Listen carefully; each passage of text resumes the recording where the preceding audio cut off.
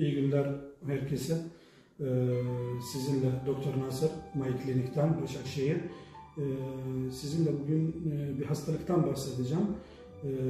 Daha çok ebeveynler bu şikayetle geliyorlar.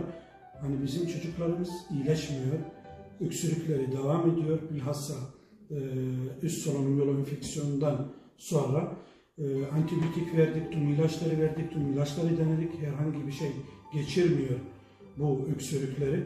Devam ediyor. Bilhassa yatmadan önce geceleri veya sabahleyin ilk kalktıklarında aynı zamanda herhangi bir aktivasyon yaptıkları zaman, oyun oynadıkları zaman bu öksürükleri çoğalıyor.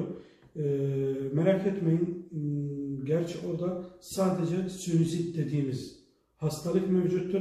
Çoğu doktorumuz ve ebeveynler bunu göz önünde bulundurmuyorlar maalesef. Herhangi bir üst solunum yolu enfeksiyonundan sonra bu sinüzitler iltihaplanma olasılığı çok yüksektir.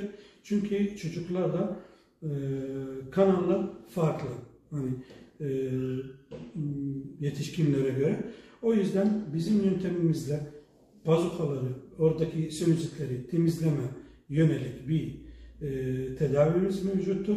Antibiyotiksiz tabii ki devam ettirmeye çalışıyoruz ve en kısa sürede o öksürüklerden kurtulmaya çalışıyoruz.